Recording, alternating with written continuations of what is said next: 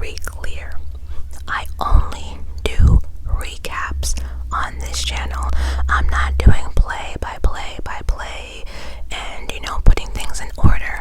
I'm just picking out the most important things that I would look for if I was recapping or wanted to know about the Diddy trial, because a lot of it is repetitive.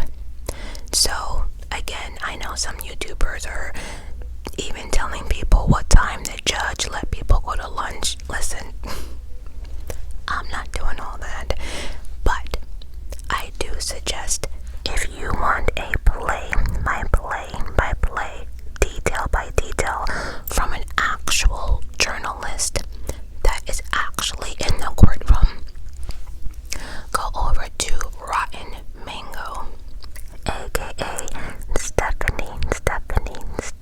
Oh, she's cute as a button. I came across Stephanie probably like 5 years ago through her true crimes, but again, cute as a button. But she is giving play by play if you want that detailed video. Now moving forward, I do think I'm gonna do videos like this, maybe recapping like 5 days besides day by day by day by day. I'm just giving you again the recaps. I'm not putting anything in order. I don't know who came first, who sat down first, who went to lunch first. I don't know, but I will tell you who was there, testimony and everything else. So, and also I think it's easier this way. I will put timestamps, but I do think it's easier this way, that you just watch one video and get a quick recap of the last like 3 or 4 days, besides again day by day by day. So let me not hold you guys up anymore, because I am in Atlanta right now. We went out last night and I'm tired and I want to go back to sleep. So let's just get to. So up first, Dawn Richard actually took the stand on Friday. So this video will actually be a recap of Monday through Wednesday of week 2. That would be day 6, 7, and 8. Day 6, 7, and 8. But again, Dawn did take the stand, I do believe, Friday afternoon and then finished up on Monday. If I'm being honest, in my opinion, I do not think her testimony did anything. If anything, I think it actually kind of pissed a couple of people off. But Dawn got caught in so many different lies. Her stories weren't making sense. It kind of got ridiculous.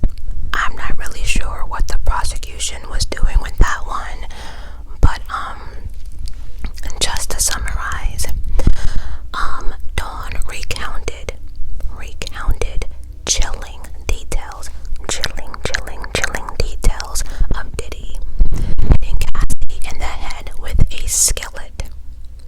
She testified that Diddy was dragging Cassie up the stairs by her hair and yelling at her.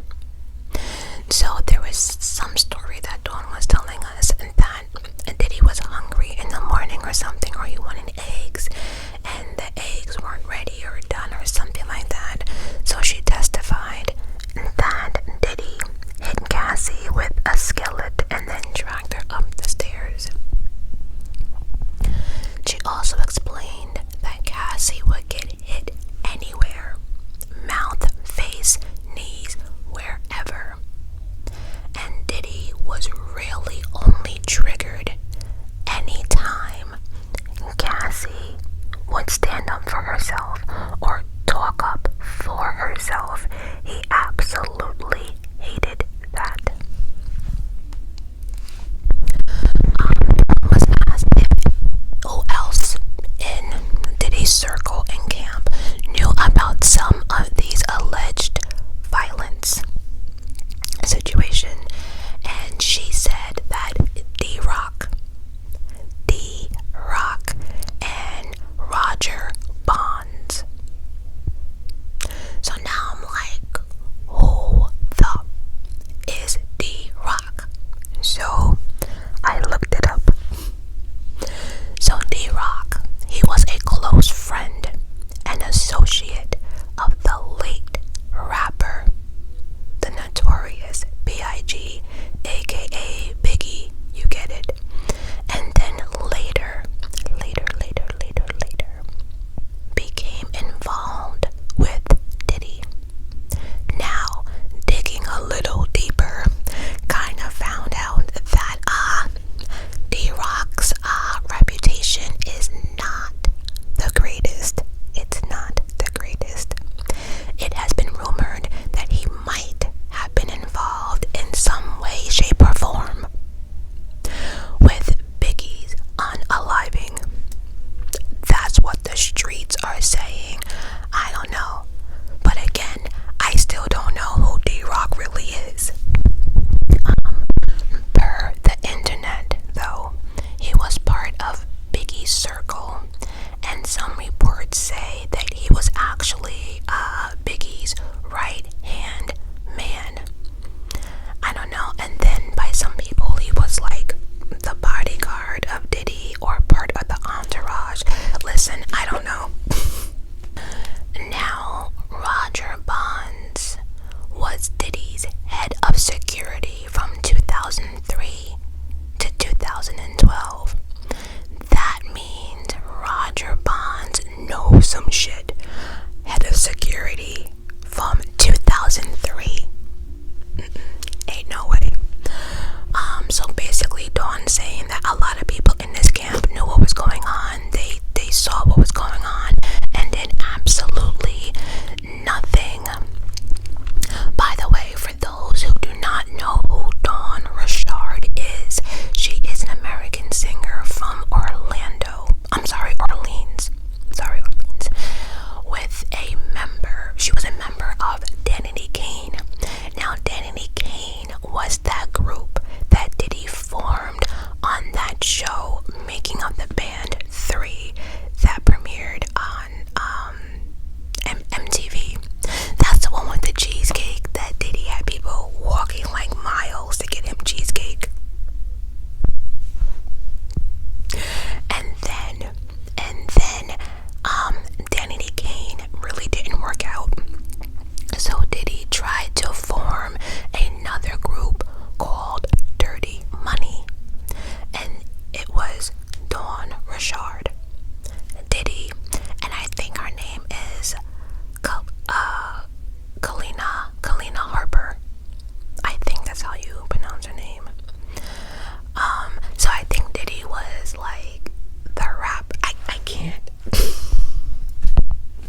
By the way, neither group really did. They really didn't go. They not really, Anyway, Dawn also explained a fight that Cassie and Diddy had while they were in New York for a festival for Central Park. According to Dawn, Diddy punched Cassie, and then she went running into the bathroom, crying, visibly upset and hurt. Then they asked the question, "What injuries did you see?" She said a swollen eye. Then they asked, "Why did you stay with Cassie after the incident?" She replied, "I just wanted her to feel supported." Then the jury was shown a picture from the Central Park event, and it showed that Cassie and Dawn were both wearing sunglasses. And she explained that Cassie had to because of the black eye or whatever. And they also asked, like, why did everyone else wear sunglasses? And they just said to support her, period. Solidarity, basically, is what she said. Then she went into the next assault that she witnessed and informed us that D-Rock, Capricorn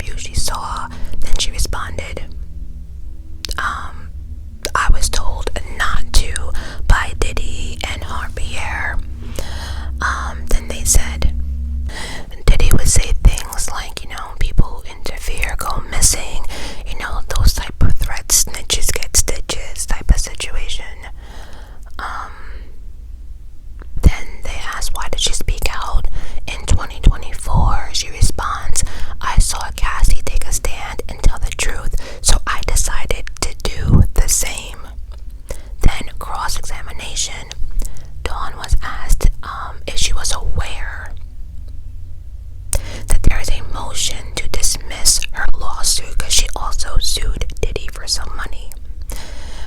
Dawn replied, I have civil lawyers. I know what's going on. Diddy's team then said to Dawn, you sat with the prosecution and your allegations have changed. So they're saying that, yeah, you gave a detailed record with prosecution, but now you're sitting on the stand and the allegations have changed. Dawn said, oh no, I've been consistent. They were like, oh really? Well, you testified that he attempted to hit Cassie with a skillet over some eggs, and that Cassie dropped down into a fetal position, right? Dawn was like, yeah. Did you ever say you heard a pan hit the wall or you didn't see? Dawn said, I don't recall. Diddy's team reminded her that she was under oath and asked if she agreed that it was hard for her to keep her story straight. Listen, they must have asked Dawn a bunch of times, a billion times, about this egg skillet situation, and baby, when I tell you, her shit kept changing. So finally they said to her, can we agree that it's hard for you to keep this story straight about the egg incident? Then Dawn said, you know, I'm telling the truth. I'm telling the story to best of my knowledge. Okay. She also said she kept quiet because after some incidents that she witnessed from Diddy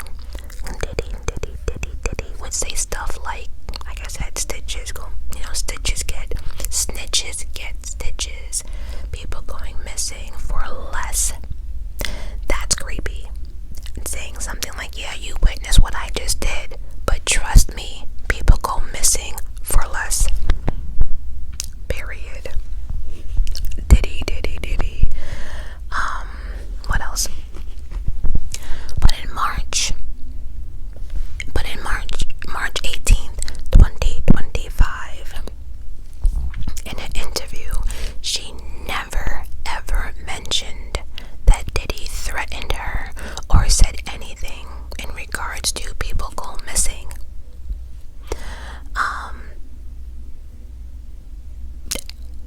During the interview with the prosecution, everything she was mentioning then, she never mentioned to the prosecution. So again, they were just pointing out, but lady, we have your transcripts. You never said that then.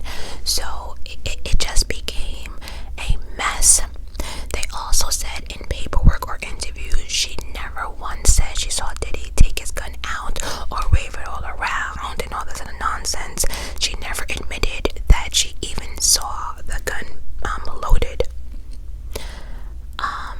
Then they asked her, didn't you tell the government / prosecution that you never saw Diddy do cocaine? So you see, everything does not make sense because understand, she's like, yeah, I saw him do this, I saw him do that, and marijuana and cocaine, but never opiates. But then with the government, she said she never saw Diddy do. I don't know. It's just a mess. Nothing makes sense, and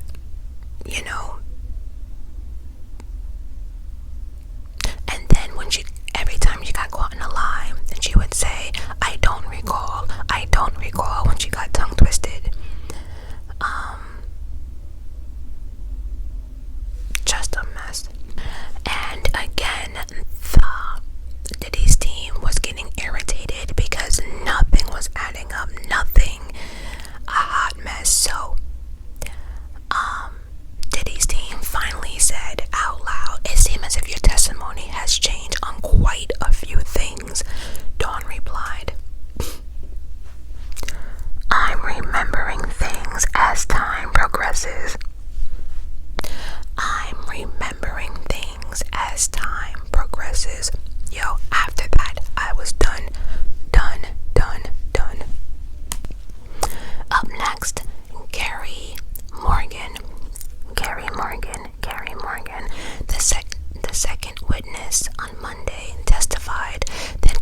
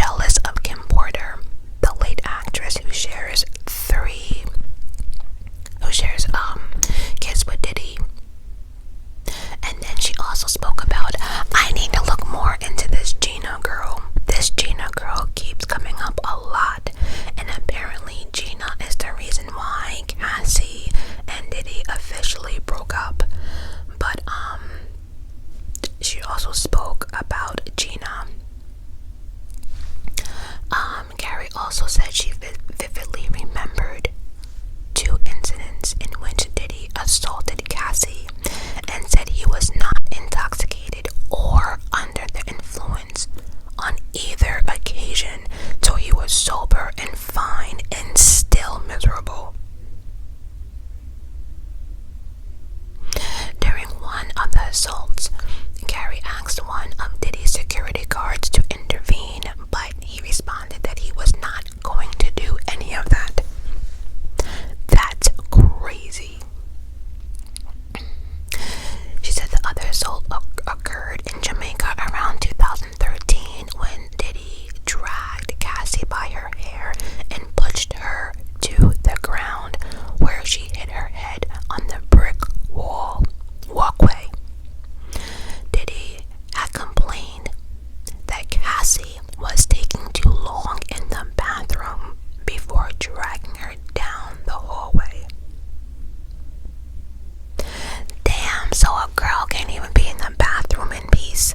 Damn. She recalls she heard Cassie screaming, so she ran in the hallway where she was. And then she went in to say that he dragged her down probably like 50 yards down the hall by her hair, and then took her out in the front driveway and pushed her down, where she hit her head on the brick. After he pushed her to the ground, Cassie eventually got up, fled barefoot into the wooden area, and once Gary found her, they hid, crouched down in a ditch for what felt like hours, Morgan testified to.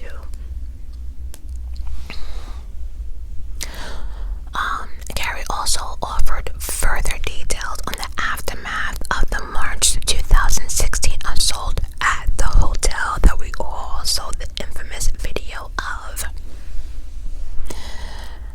She said that Gary had been staying at Cassie's apartment during that time, and Cassie came home with a black eye. About 30 minutes later, Diddy arrived, yelling and banging on the door with a hammer. Gary said that she was freaking out and called Diddy's security guard and assistant, hoping that they can stop him. Cassie just sat on the couch, defeated, Gary recalled, unmoved.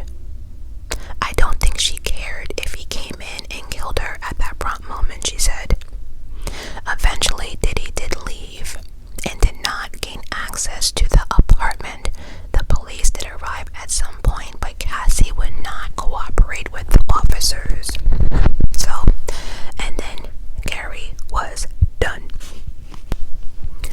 Up next, David James.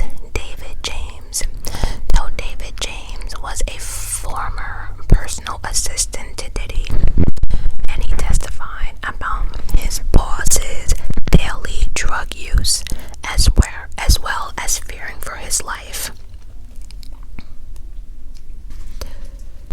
He told a story that one time Diddy came armed with weapons and told him to accompany him to a possible confrontation with a rival rap executive. Checkmate.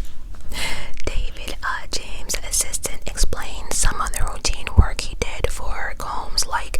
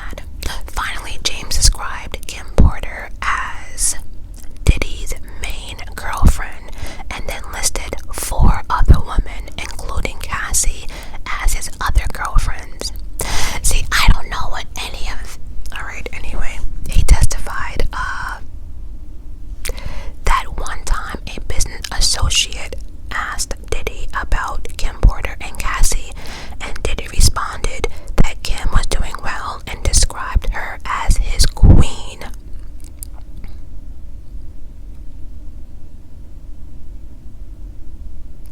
And then Diddy described Cassie as moldable. Moldable. And then Diddy said, I got her right where I want her. She's young. James testified. See, this grooming situation, nope. Then Mr. James described a workplace in which he was closely scrutinized, sometimes to the point of feeling intimidated. Twice, he said, he was asked to take a lie detector test to prove he was not responsible for missing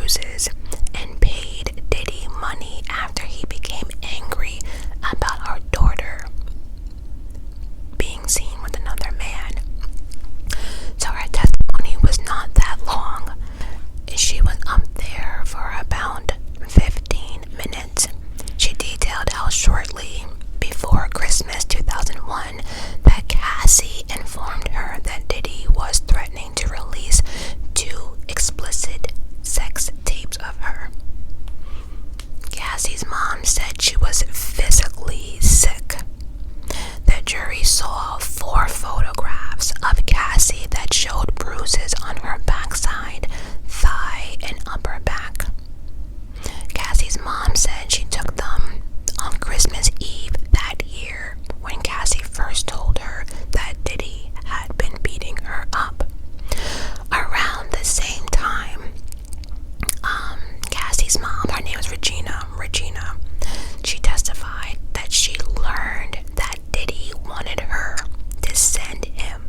This is great. This is some actual bullshit, right?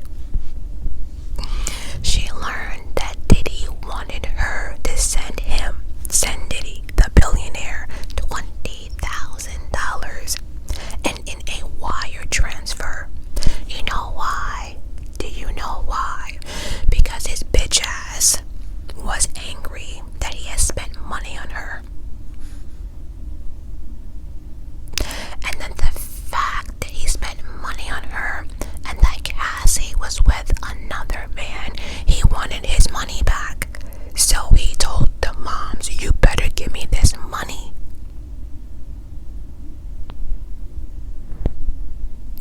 And the guy that he's referring to is Kid Cudi, which I know a lot of people are waiting for his testimony, which actually is today.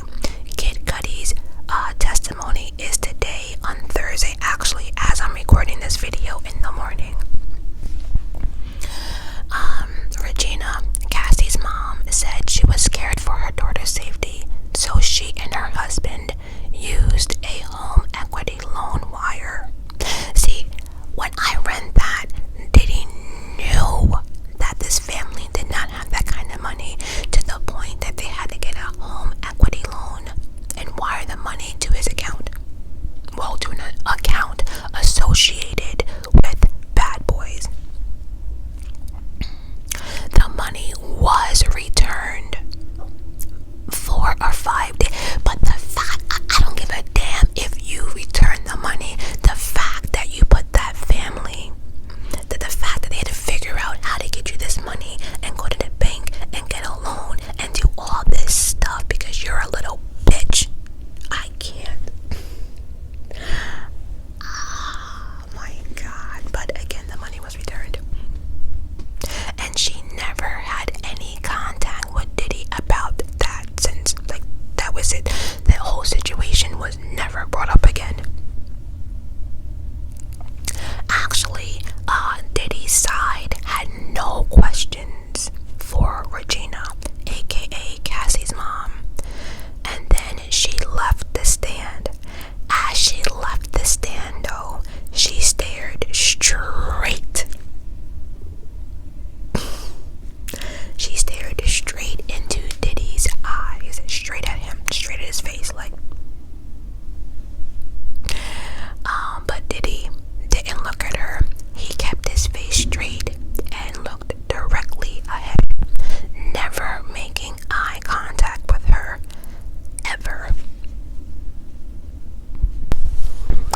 Up next, the Punisher, exotic dancer. Now, the Punisher as a exotic dancer is very, very, very popular in New York City. Oh yes. Google him. Google. The Punisher. He's old now. He is. He's old. Like, not old like grandpa old, but like, he's, let me shut up. Anyway, I find this story interesting. His testimony interesting. So, an exotic dancer called the Punisher discovered his client's identity when he turned on a hotel television before an encounter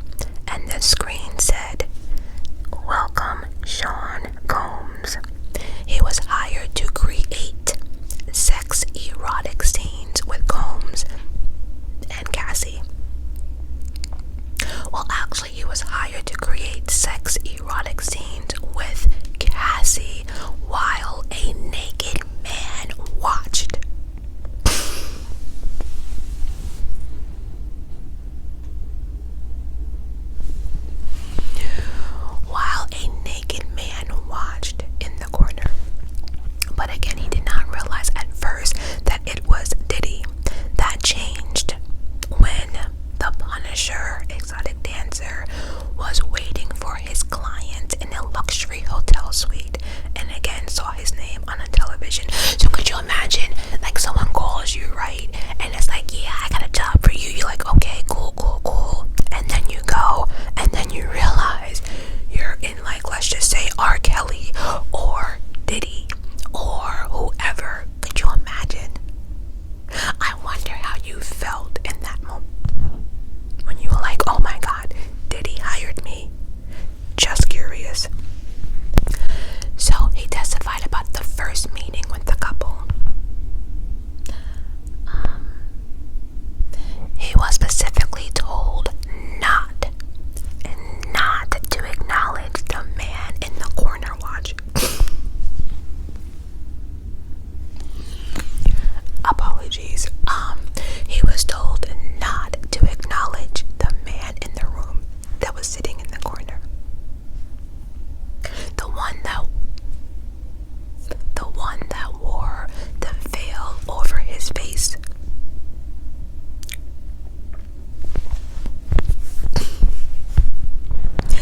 At a hotel room in Trump Tower. You know, let me shut up. In Trump Tower on Central Park West.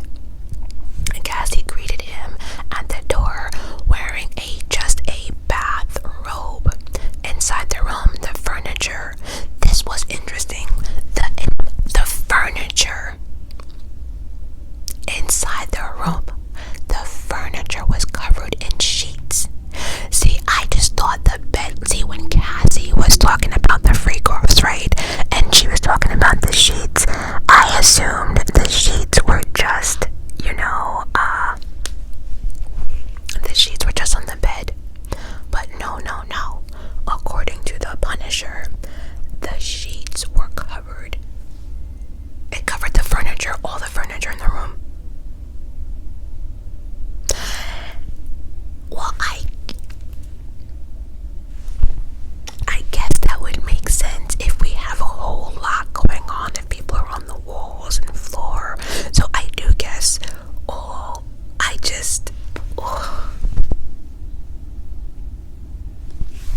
Okay. So the furniture was covered in sheets, and there were little bowls on the floor with bottles of baby oil. Apologies, but like, so are we talking about travel size, baby? Doesn't matter, Majestic. No, but I'm just curious. He described 8 to 12 encounters he allegedly had with Cassie while Diddy watched and gave directions. The directions included adjusting that goddamn Glade candle and instructing the two to have sex. Sometimes Cassie would wince or sigh at Diddy's suggestions, he said. Other times she would look to Diddy for consent, like, can I do that? Yeah, I can do that. That's sad. While Diddy watched in the corner. Now, the Punisher wrote a book, right? And in the book he actually describes this power couple, right? But he never named who they were. And now we know who he was talking about. Yup. What else? We also have to remember that last week we also had Daniel Phillip. He was also an exotic dancer, explaining what went down as well. Now again, the Punisher wrote a book and he speaks about freezer meat. Basically that he couldn't stay. He was kind of limpity limp. Listen, I'm not making fun. I'm just trying not to get demonetized. But yeah, he had little issues. ED. There you go, ED. He also actually talked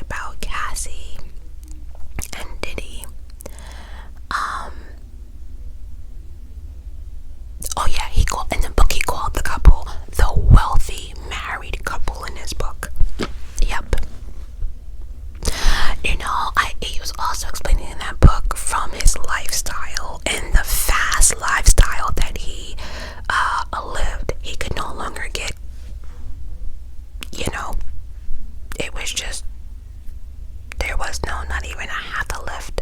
Like, not. Okay, so, again, this is not billionaire status for 45 minutes for the nasty shit that the Punisher had to do, right? Diddy only gave him $200. That's so. Let me get this straight, right? Billionaire status once again. Glade candles, absolutely not. Getting escorts from Craigslist, absolutely not. Now you're telling me you're a billionaire and you're only giving $200, and you have them do some nasty shit. You know what? After he would get paid, Cassie explained what was going to happen. He alleged in the book that the first time he really couldn't get into it or stay. However, wait, I'm laughing because he would say that he couldn't stay, because Diddy would be saying shit in the corner, right? He would say shit like, never mind, I'm not even gonna go to that. Let's just say that Diddy was yelling out certain things that made the Punisher a little uncomfortable, just a tad bit. So this is a time that he knew.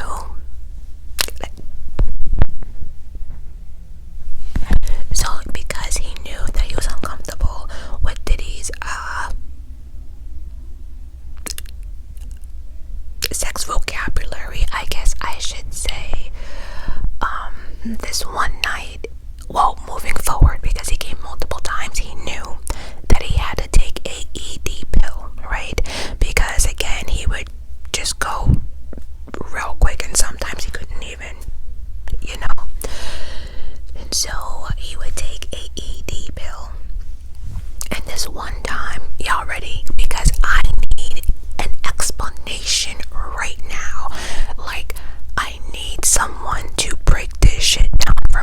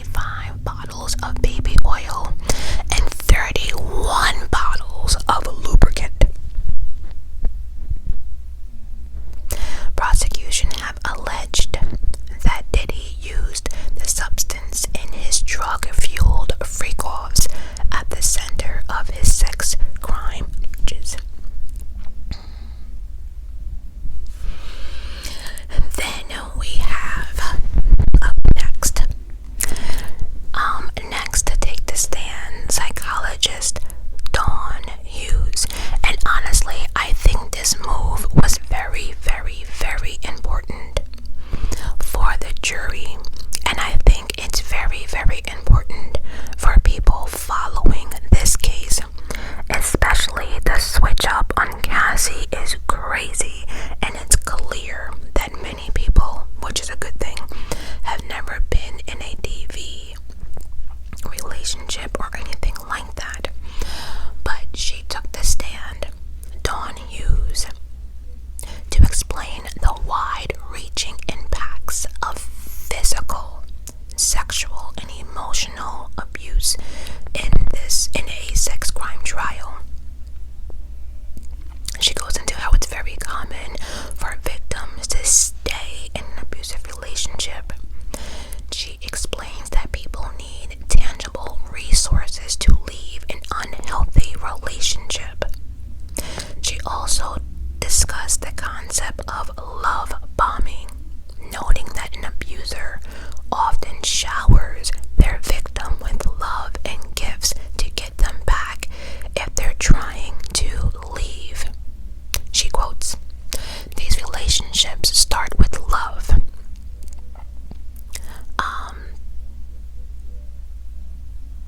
These relationships start with love," you said of abuse, describing the honeymoon phase after an assault episode, which includes convincing the victim with love and care.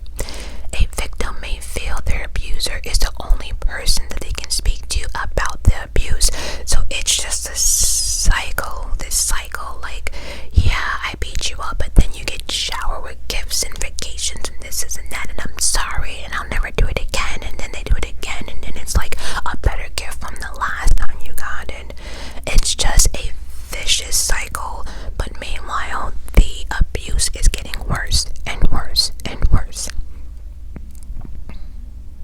Then she goes into what trauma bonds mean, where a victim can be attached to an abusive partner, and will try to change that person or chase the only nice moments. So it's like one of those, when it's good, the good is so strong that some people are willing to take the bad, if that makes sense. And then she was asked that why do many victims come back to their abusive partner, and she answers they return from companionship and for the good version of the partner that they fell in love with. And again, the only person you can talk to about you getting beat up is a person that's beating you up. So it's like more of a toxic bond, in my opinion, if that makes sense. Then she goes into different types of self-defense and coping mechanisms that victims of abuse may try in regards to, drugs and anything else. And then she goes into people who have like PTSD and their memories, and how victims' brain will often assign significance to censor off bad details. And I've been mentioning that on my Patreon. Little by little, I'm remembering things that I do not want to remember, that I think my brain has completely shut off to protect me from what I'm remembering, right? So again, people who have been in a DV situation or relationship, it's not that simple. And I know a lot of people don't get it, but before people start talking and judging, you really need to understand what, And then she actually explains that victims of abuse using substance while facing violence is one common coping mechanism. Oop, my phone is on.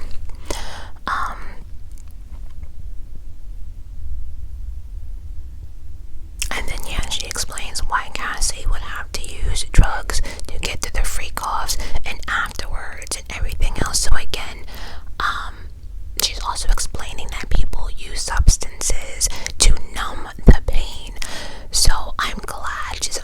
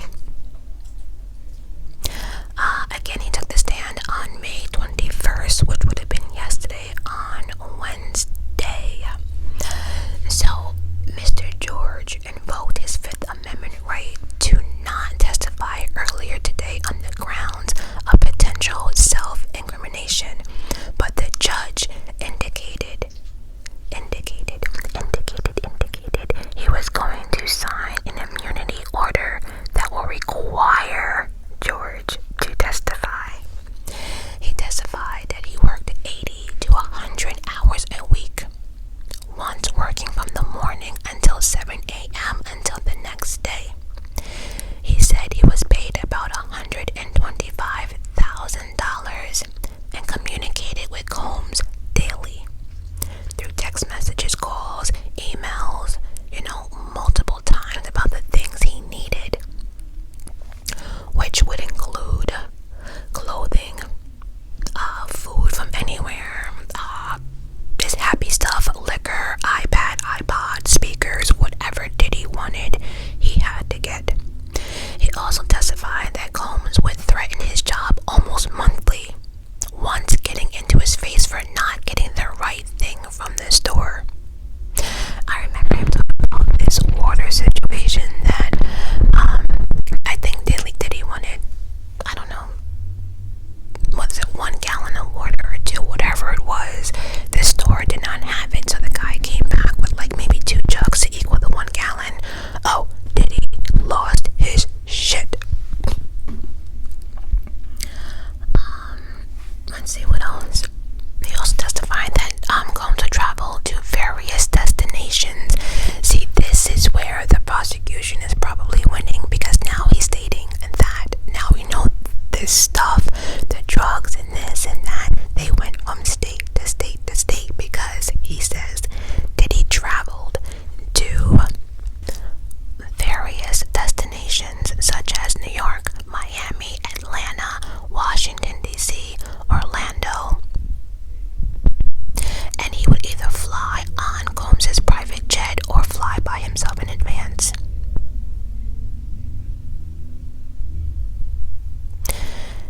He also said that he was given a bag that had clothes, speakers, Glade candles, these fucking candles, liquor, baby oil, and lubricant in it.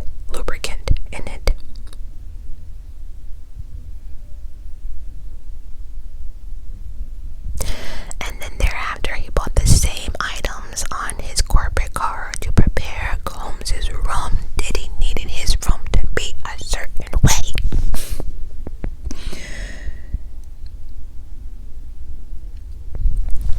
He also goes into that he started to understand a part of his role was to protect Diddy's image.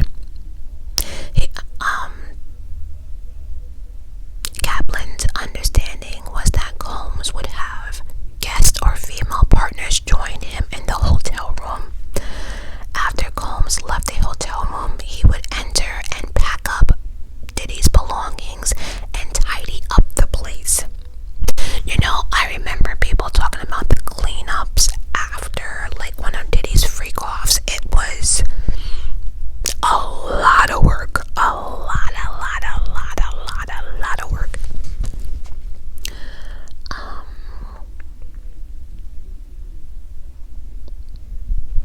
Okay, after I lost my notes where it was. Okay,